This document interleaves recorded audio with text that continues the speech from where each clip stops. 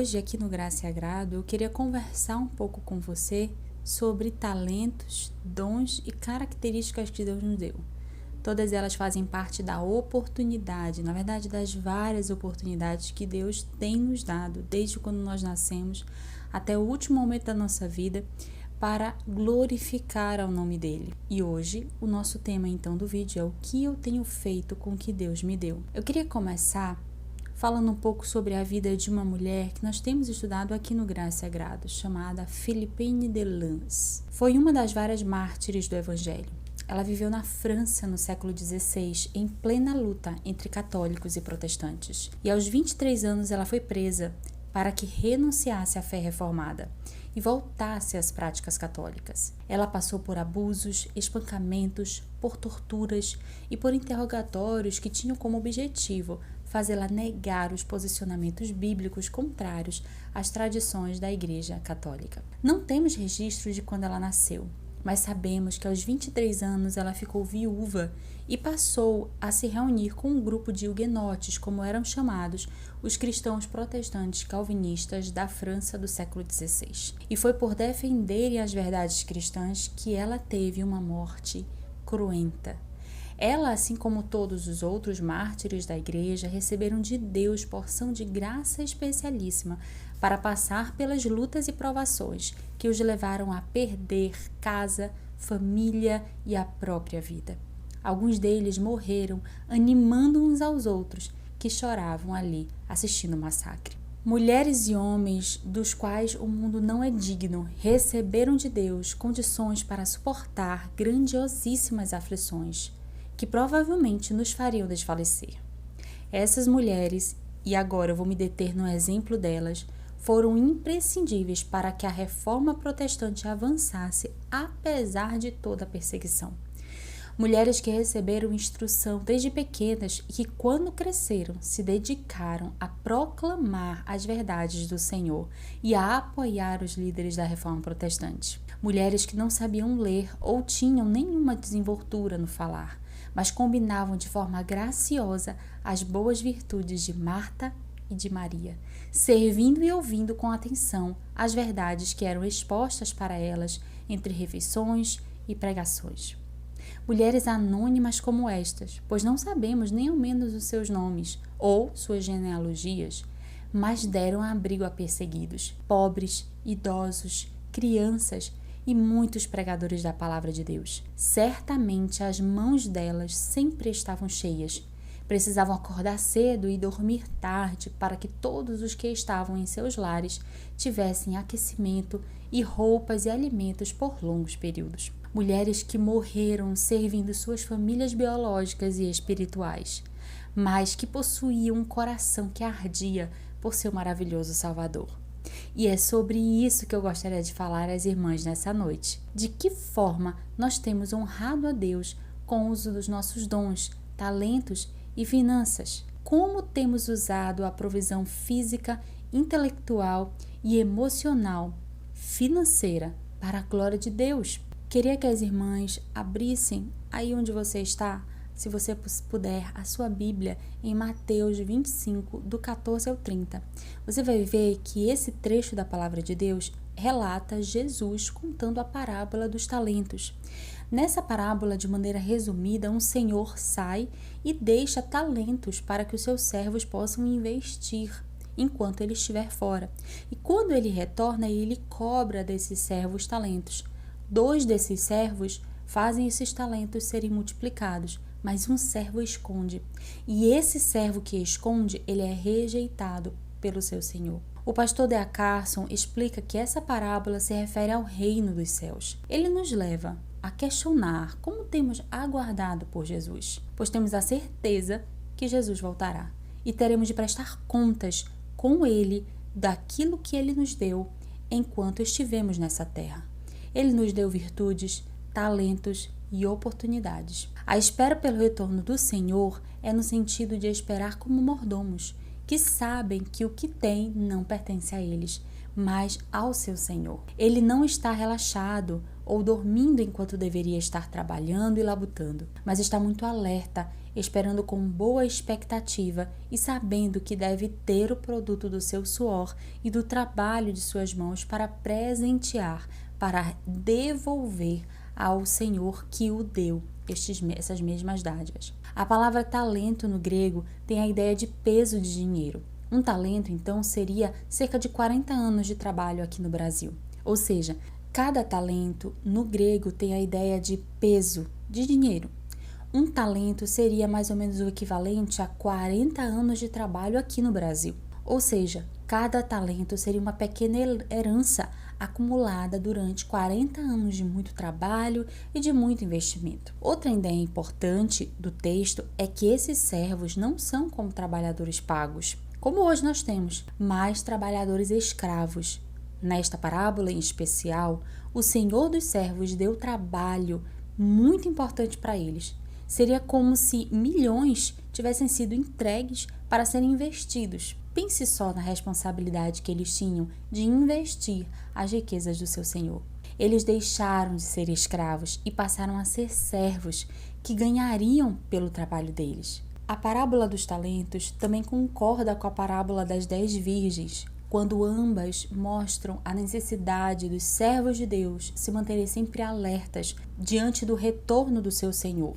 Nós, mulheres, temos, assim como os homens, uma árdua tarefa de nos mantermos vigilantes diante da realidade que é o retorno do nosso Senhor. Quando mulheres servem às suas igrejas, elas estão fazendo exatamente isso. Elas estão trabalhando para que a igreja de Cristo se mantenha sempre alerta, se mantenha ativa e possam contribuir para o crescimento espiritual, para o crescimento robusto da igreja do Senhor. Veja como isto muda a perspectiva do trabalho para Deus. Nós somos mulheres compradas pelo sangue de Cristo. Antes nós éramos escravas do império das trevas, mas hoje somos servas de Cristo. E isso nos dá benefícios e deveres. Como boas servas, precisamos trabalhar para que as riquezas do nosso Mestre sejam multiplicadas e não enterradas. E não é porque o nosso amado Salvador precise de nós para isso, mas mesmo sem precisar, Ele quer nos usar para que Ele seja glorificado e para que o seu reino prospere. Que glória há nesse trabalho! Por isso que ele não pode ser feito com pesar, com preguiça. Assim, se nós fizermos com alegria, com satisfação, buscando a nossa alegria em Deus, certamente a nossa alma será edificada por trabalharmos de maneira diligente para o reino de Deus. Não podemos ser como o último escravo e enterrar o talento que o Mestre nos confiou. O quanto nós fomos confiados depende da vontade do nosso Senhor. Algumas recebem o dom da oratória, outras o dom da misericórdia, outras possuem habilidades úteis em determinados serviços manuais. Mas independente disso, temos a obrigação de melhorar os ativos do nosso Senhor. No livro Ministério de Mulheres, lemos nos últimos artigos as autoras explicando como as mulheres têm sido úteis em suas igrejas local, como as igrejas podem incentivar as mulheres a terem um ministério frutífero em suas igrejas. O que as mulheres contemporâneas podem fazer se desejam trabalhar para o avanço do Evangelho e a glória do reino de Deus? Como aprendemos nos nossos símbolos de fé, o fim principal de todo homem é o quê? Glorificar a Deus e gozá-lo eternamente. Abre aspas. Todo ser humano é criado para ouvir e obedecer a palavra de Deus.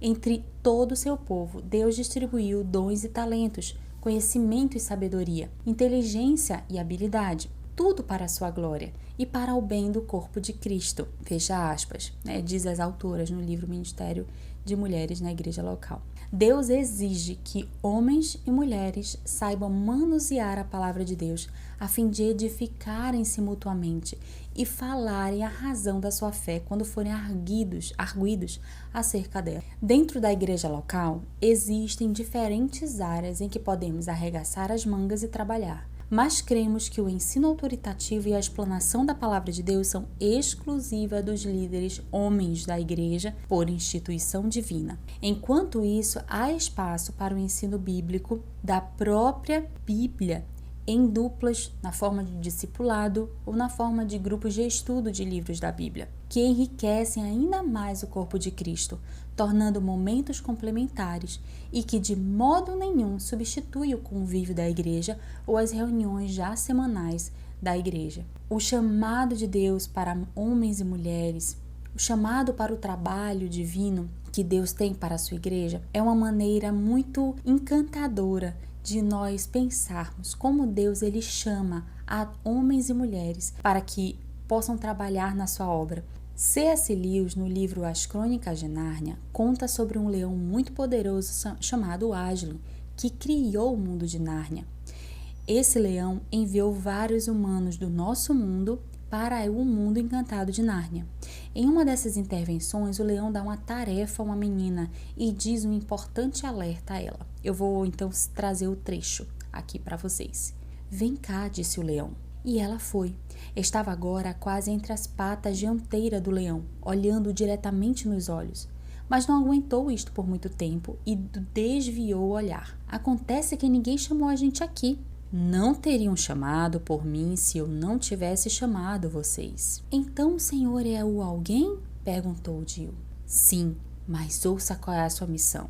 Ordeno que vocês procurem o príncipe até encontrá-lo, para trazê-lo de volta, ou até morrerem, ou até voltarem ao seu próprio mundo. E esse trecho mostra um ser que ali na história, né, lembra bastante, não é um pouco, lembra bastante ali Cristo e Deus, Pai, no seu papel de criador, no seu papel de sustentador, no seu papel de animador ali dos seres criados naquele mundo de Nárnia, desses seres que eram também levados para o mundo de Nárnia, né, que era o nosso mundo. E eu achei interessante porque nesse diálogo o leão Aslan, ele faz com que Jill decore alguns sinais que são importantíssimos para que a missão dela seja bem sucedida. E na história ela acaba esquecendo os sinais e ela acaba colhendo muitas dores, muitas dificuldades por ter esquecido os avisos. E às vezes o que a gente faz é pegar aquilo que Deus nos deu e ou esconder, ou não usar, ou mal utilizar, ou usar de uma maneira errada. Então, isso me lembrou, né? Essa história me lembrou que a gente está falando aqui de como nós que somos comissionados por Deus, somos chamados por Deus para sermos mães, para sermos esposas, para sermos servas do Senhor de uma maneira geral. E certamente nós falhamos, certamente nós erramos. Então eu trago esse trecho para refletir que Deus nos chama independente de termos as características que uma outra irmã tem. Quando Deus nos escolhe para fazer um trabalho, Ele não nos escolhe porque nós já temos aquela característica acabada. Ele nos escolhe porque Ele quer nos usar. E Ele vai nos capacitando, Ele vai nos encorajando, Ele vai nos ensinando para aquilo que Ele deseja que a gente faça. É isso que acontece depois que o nosso Salvador nos converte. Ele nos deu uma missão e nos disse para nunca tirarmos o foco dela. Todas as mulheres com sabedoria podem trabalhar na obra do Senhor, com as palavras, com as mãos e com a hospitalidade. Queria trazer então agora algumas reflexões que eu tenho feito no decorrer dos anos e que neste livro, Ministério de Mulheres, elas também nos convidam a fazer. E eu queria refletir um pouquinho com vocês sobre essas prioridades, sobre esse foco que nós temos que ter quando a gente fala de trabalho de mulheres na igreja local. Primeiro, o que a gente precisa entender? Mulheres precisam ser ensinadas sobre mordomia cristã. Quando eu recebo qualquer característica que eu receba de Deus, pode ser usada na obra do Senhor, é realmente de maneira desprendida que eu devo usar. Então, mulheres precisam estudar sobre mordomia, precisam entender que toda a glória tem que ser dada a Deus, que elas precisam fazer tudo que elas forem fazer, mas sempre sob supervisão dos seus líderes. Então, pastores e líderes, eles não podem ser aqueles que só balançam a cabeça afirmativamente. Eles têm que ser aqueles consultados antes que qualquer outra pessoa saiba, qualquer outra mulher, eles devem saber. Então, lembre-se, nós somos mordomos, nós somos pessoas que têm condições físicas, emocionais, características e até condições financeiras, como que alguém que recebeu algo que não é seu, mas que é de outro, que é do seu Senhor. E da mesma forma que nós recebemos, nós vamos devolver a Deus tendo multiplicado. Se a gente não devolve multiplicando e faz como o servo mau que esconde o talento, nós não vamos ser aceitos por Deus. Ele não vai nos considerar como filhos porque não trabalhamos para Ele, não trabalhamos com foco na glória e no louvor do nome do nosso Senhor. Então, mulheres precisam aprender sobre mordomia cristã. Em segundo lugar, mulheres precisam aprender sobre teologia. Às vezes a gente tem uma ideia muito errada de que se a mulher começa a aprender sobre teologia, ela vai começar a querer ensinar os homens. Mas quando a mulher aprende teologia, não é para ensinar os homens na igreja, não é para ela desenvolver com autoridade como de pastor, mas ela precisa se focar e ensinar outras mulheres.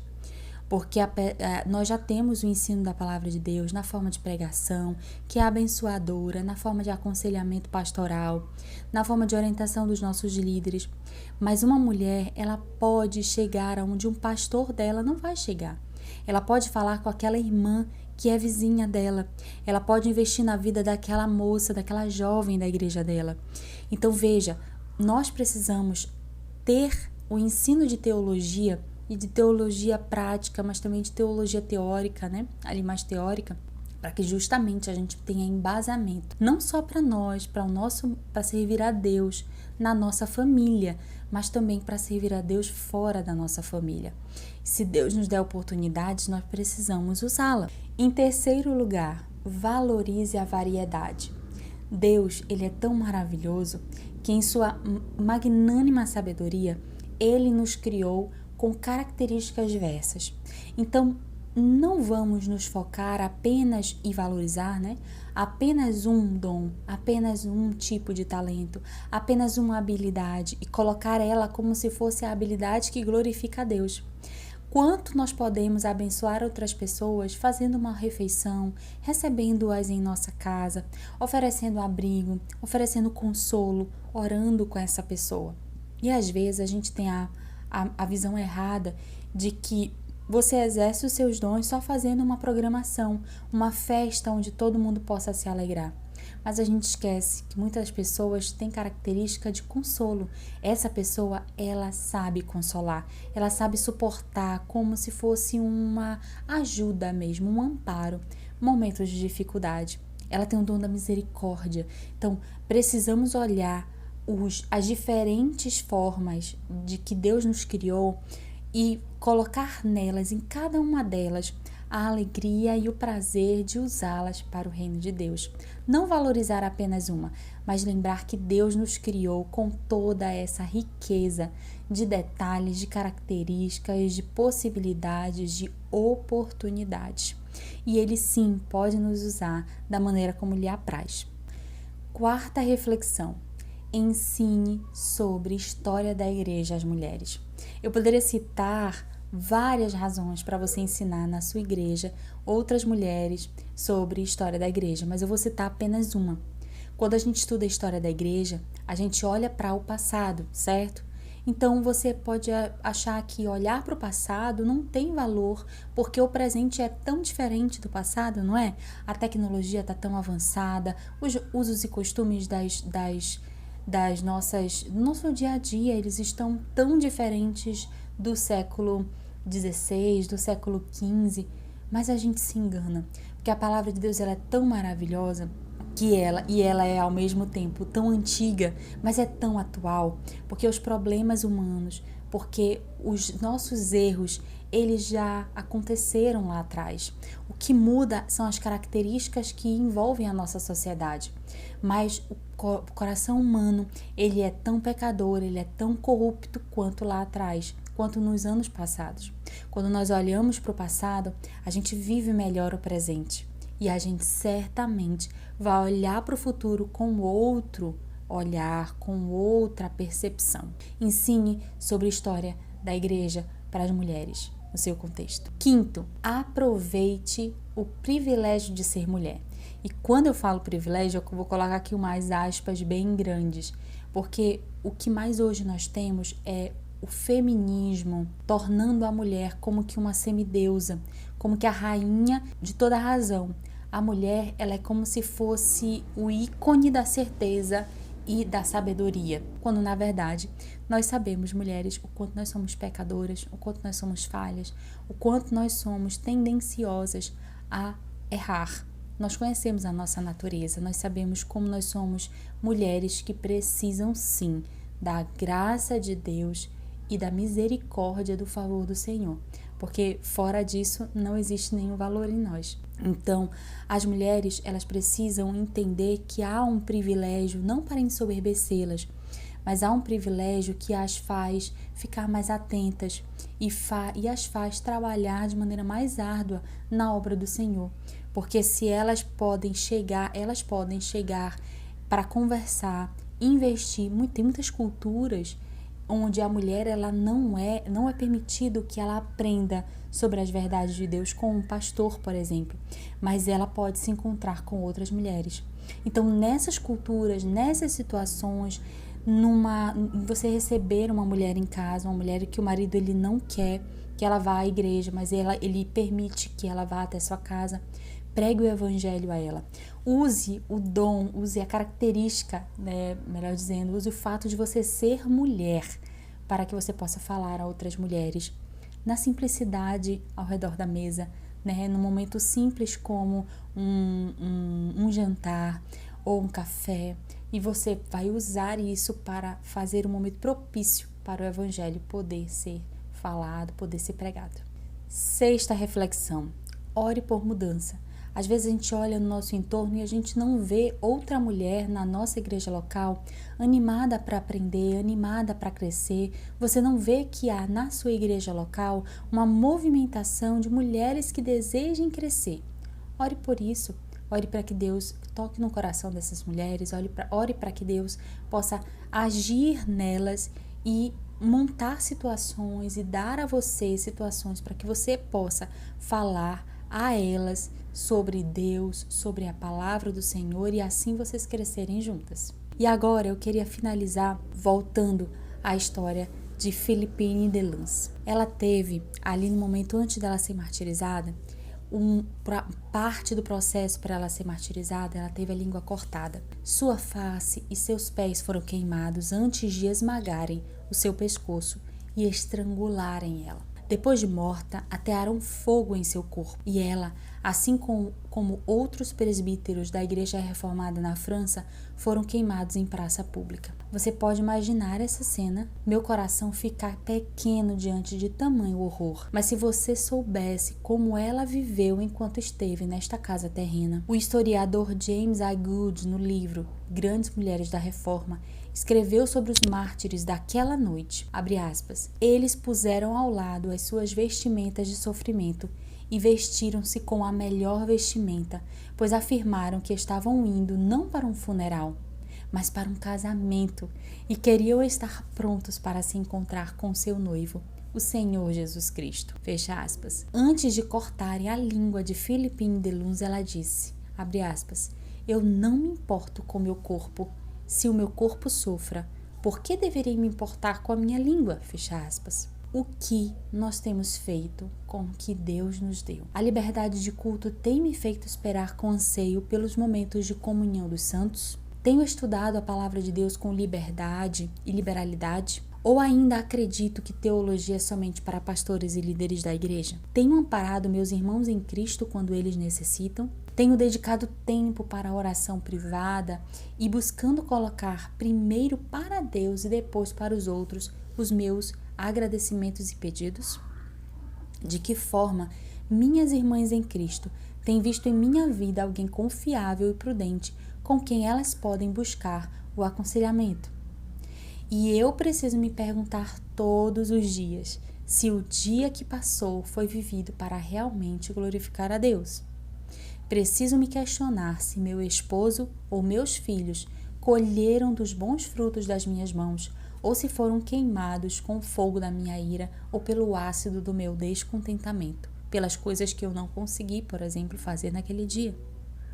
Se as minhas palavras foram temperadas com sal espiritual da palavra de Deus, ou se estão insípidas pela amargura do meu coração. Não permita, minha querida irmã, que o seu corpo e alma passem por essa vida recebendo os dons, talentos e oportunidades que Deus lhe deu, sem que sejam de forma sistemática usados para a glória do nome do nosso amado Salvador. Que Deus nos ajude a sermos proclamadoras do reino de Deus, primeiro no nosso lar e depois na nossa igreja local, e a partir dela para todos os que Deus colocar em nosso convívio. Deus abençoe sua vida. Se essa palavra, se essas reflexões foram bênção na sua vida, mande para alguém.